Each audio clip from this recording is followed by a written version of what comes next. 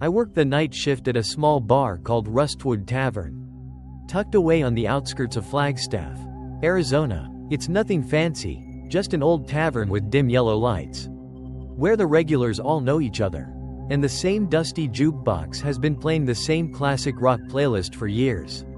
Most of our customers are truckers passing through or the occasional lost traveler looking for a stiff drink to shake off the road weariness. I like this place, even if the work is a little monotonous. The tips are decent, and over time, I've learned to read people, the talkers, the silent drinkers, the flirts, and the loners. Weekends are busy, but weekdays? Not so much, which means I usually work the late shift alone. I try to stay alert because every now and then, we get a rough crowd. That's why I noticed him the second he walked in, 1 a.m. on a Tuesday. If I had to guess, I'd say he was in his late 40s, though he was put together enough that it was hard to tell for sure. Short, neatly styled hair, not the kind of guy you'd expect to see in a place like this. He wore a black turtleneck under a long black coat. Not exactly fancy, but there was something about him that hinted at real wealth, not the flashy, showy kind, but the quiet, effortless kind. He stepped inside slowly, scanning the room before striding toward the bar and taking a seat. His posture was straight, too straight, unlike the usual half-drunk slouches I was used to. He ordered a whiskey, no hesitation. As I poured his drink, he asked, "Do you like working here?" He gave me a small, polite smile. A normal question. I answered honestly, saying I did. I joked about bartender life, and he listened, nodding along. He didn't seem creepy. In fact, he reminded me more of a single dad showing up to cheer for his kid at a baseball game. We chatted for a bit. The bar was slow that night, and I didn't mind the conversation. But then, out of nowhere, he asked, "Have you ever thought about doing something bigger?" I hesitated, caught off guard. Still, I just laughed and brushed it off, telling him I was happy where I was. He nodded, took a slow sip of his whiskey, almost like my answer had disappointed him. And then, after a beat of silence, he asked, "What time do you get off?" That threw me. Up until that point, he hadn't given any sign that he was flirting. And now, suddenly, I was realizing that maybe this was just another guy trying to get my number. I forced a polite smile, gave a vague answer, and busied myself wiping down the bar, signaling that the conversation was over. He didn't push, just smiled, like he already knew the answer. Then, without a word, he pulled out a crisp $100 bill, placed it gently on the counter, and slipped out into the night. I didn't know what to make of the whole thing. He didn't act like any customer I'd ever met before, but I figured it was just another weird night at Rustwood Tavern. I was wrong. He came back. A week later, he returned, but this time, he wasn't alone. The woman with him caught my attention immediately. I'd never seen her before. She looked like she was in her mid-30s. But something about the way she dressed made it obvious she was trying to appear younger, trying a little too hard. She approached the bar with a too easy smile, like we were already best friends. And the first thing out of her mouth wasn't a drink order.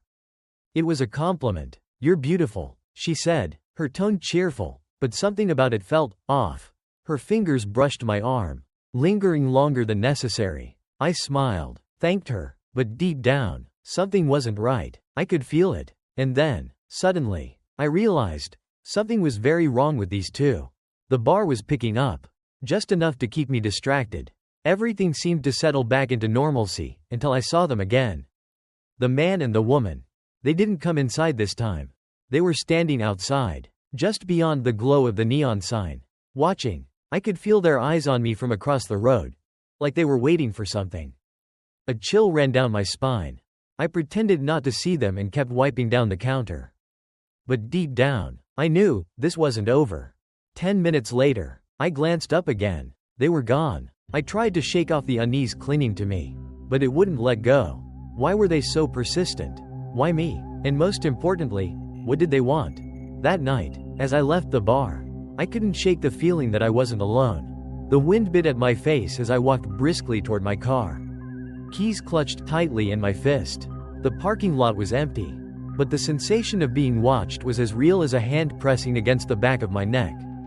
I slid into my car and locked the doors immediately, a habit I'd never really felt necessary before. Engine on. A quick scan of my surroundings. No one. But then, as I pulled onto the road, my eyes flicked to the rearview mirror. A black car. The black car. My pulse spiked. They were following me. I couldn't let this keep happening. I couldn't just be hunted like prey.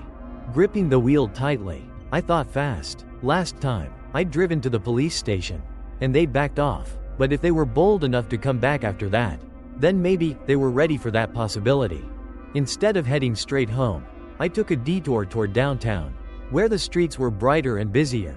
Storefronts glowed, pedestrians still roamed the sidewalks. Safety in numbers, but the car stayed behind me. It was time to act. I grabbed my phone, dialing 911 with shaky fingers. I wasn't going to run forever. But just as the call connected, the car behind me killed its headlights, then abruptly swerved into a side alley and disappeared. They knew. They knew I was about to call for help. They knew I was scared. And worst of all, I knew this wasn't over. 2 a.m., a knife, and nowhere to run.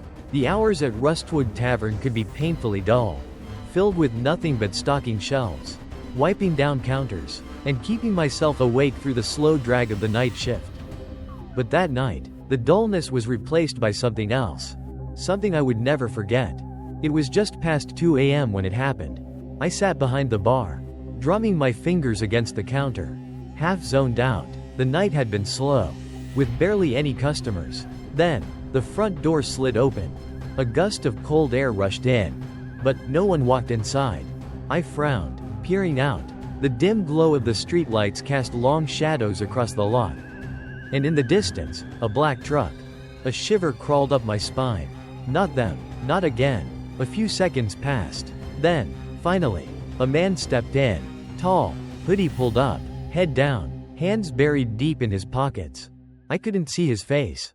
"Evening," I greeted, keeping my tone steady. He didn't respond, just walked slowly to the bar and stood there, silent. My breath hitched. Something was wrong. "Need something?" I tried again. No answer. But then, he pulled his hands from his pockets. I froze. He wasn't holding money. He was holding a knife. My instincts screamed at me to move, back away, run, scream for help, but I could only stare, my pulse pounding in my ears. He didn't speak. He just watched me from beneath the shadow of his hood. Then slowly, deliberately, raised one finger to his lips. A signal. Be quiet. The door was still open. I could run. But before I could bolt, the glass door behind him slid open again. Someone else stepped inside. And this time, I knew exactly who it was. The woman. That same fake, plastic smile curved her lips. But her eyes, they held no warmth at all. "Hey there," she cooed, as if this were just a casual meeting between friends. Ice wrapped around my chest. I was trapped. No way out. She stepped forward, slow, smooth, like a predator closing in. "You know," she purred, "we really do think you're the perfect fit for our little operation. And now, you don't get to say no." My breath caught. My mind raced, desperate for a plan, a way out. But it was already too late. The man lunged. I screamed, but his hands were already on me, pulling me toward the door. I thrashed wildly, kicked out, my foot connected with his shin, making him stumble just slightly. Enough. Just enough to break free.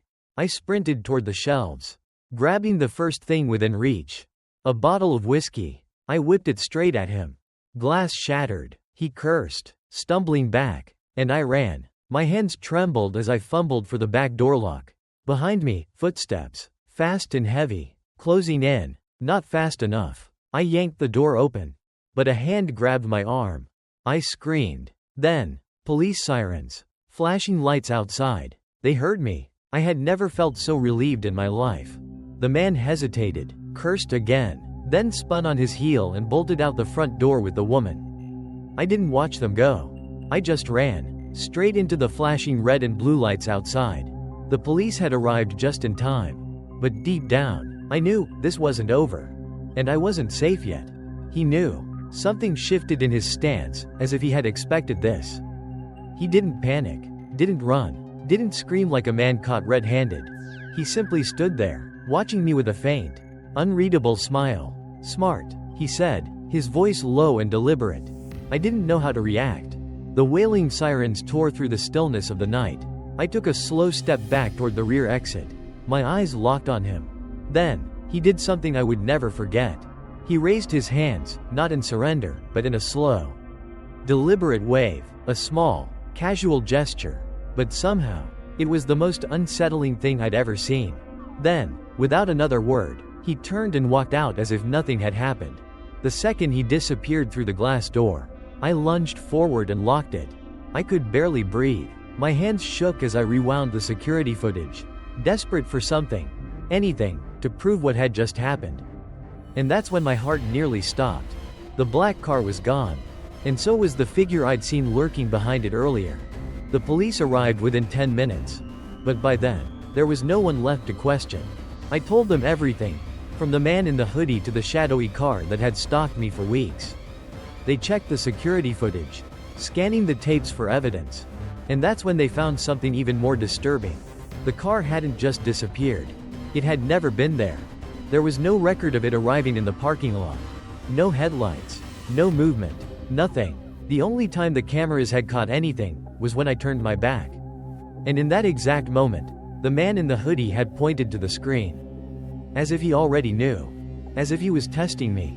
And even though I had escaped that night, I couldn't shake the feeling that this was just the beginning. Weeks later, it happened again. A few weeks later, I quit.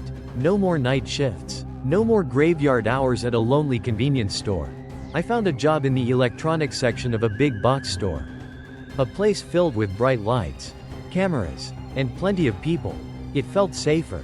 I thought I was safe. I was wrong. One night, around 2 a.m., I felt it again. The feeling of being watched. At first, I ignored it. Customers wandered in and out all the time. It was nothing. But then, I saw him. A man in a red hoodie. He wasn't shopping. He wasn't holding anything. He was just standing there, watching me. I moved. He moved. Never too close. Never too far. But always, right where he could see me. I reached for my radio to call the manager. But it wasn't working. And then, I felt a hand tighten around my arm. I jolted, about to scream. But a woman's voice, overly cheerful, rang out. "Found you." I turned around. A woman, a complete stranger, was smiling at me. Before I could say anything, she leaned in and whispered in my ear. "He's filming you. Come with me." I shot a quick glance at the man. He was holding up his phone now, no longer trying to hide it. He was staring right at me. I didn't think. I just let the woman pull me away. She led me through the aisles, walking fast, her grip firm. I didn't resist. My instincts told me she wasn't the danger here. He was. We hurried past the home goods section, turning toward the emergency exit in the back. Behind us, I could hear footsteps. Slow, unhurried, steady. "Do you know him?" I asked, my voice barely above a whisper. She shook her head. "No, but I know his type." We reached the employee area, where a security guard sat watching the surveillance monitors. As soon as he saw us, he frowned. "What's going on?" The woman let go of my arm, turned, and pointed back toward the aisle we had just come from. "There's a man following her. He was filming her." The guard and I both looked toward the aisle. But, he was gone. A tight knot formed in my chest. How? He was just there. The guard quickly rewound the security footage. And then, we saw him. He stood at the end of the aisle. Phone raised, clearly recording me. But when we walked away, he didn't follow. Instead, he turned and disappeared down another path, vanishing from the cameras completely. The guard called the manager and notified the police immediately. But by the time they arrived, there was no sign of him.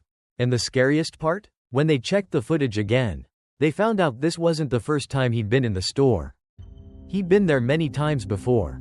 Never buying anything, never speaking to anyone, just standing there, silently watching me. I quit my job the following week. And ever since then, I can't shake the feeling that somewhere, in the crowd, he's still watching me. Somewhere no one else can see us. A cold shiver ran down my spine. I yanked my arm free from the woman's grip. Stepping back. "Stop," I said, my voice unsteady. Her smile didn't fade, but her eyes did. The warmth in them was gone, replaced with something empty, calculated. I swallowed hard, my mind racing to put the pieces together. The man filming me, maybe he wanted me to see him. Maybe he was meant to scare me, just enough to make me cling to this woman without question. And now, She was trying to lead me away. Away from the cameras. Away from anyone who might see. I spun around and hurried toward the checkout area. But she immediately grabbed my wrist, tighter this time. "Don't," she said, her voice still soft but firm. "Just a little longer." Panic surged through me. Without thinking, I screamed, a loud, piercing cry that echoed through the empty aisles. For a split second, she tightened her grip, as if weighing her next move. Then, suddenly, she let go. Without a word, she turned and walked briskly toward the side exit. I stood there, heart pounding, watching as she disappeared through the door. I bolted toward the front, where a security guard was standing. I told him everything, the man filming me, the woman trying to pull me outside. They checked the security footage. And what sent chills down my spine was what they found when they rewound the tape. The man had never left the store. He never walked out the way I thought he had. He just vanished. The police were called, but neither of them were ever found. No footprints, no car pulling away, as if they had never existed. I quit the following week. But even after leaving that place, I can't shake the feeling that somewhere, they're still waiting. This is a terrifying story that makes you think about the dangers lurking in the shadows. The fact that the woman knew your name, despite you never telling her, is the most disturbing part. It means this was planned. Even though the police might be investigating, this serves as a reminder that working night shifts in public places can be risky. Predators often observe their targets long before making a move, and what seems random might actually be part of a calculated plan. Hopefully, the authorities catch whoever was behind this. In the meantime, here are a few ways to stay safer. Always stay aware of your surroundings, especially if someone's behavior seems off. Keep in touch with coworkers during night shifts. Never leave areas with security cameras or go outside alone with a stranger. Have a quick way to call for help, like carrying a personal alarm or having emergency contacts ready on your phone.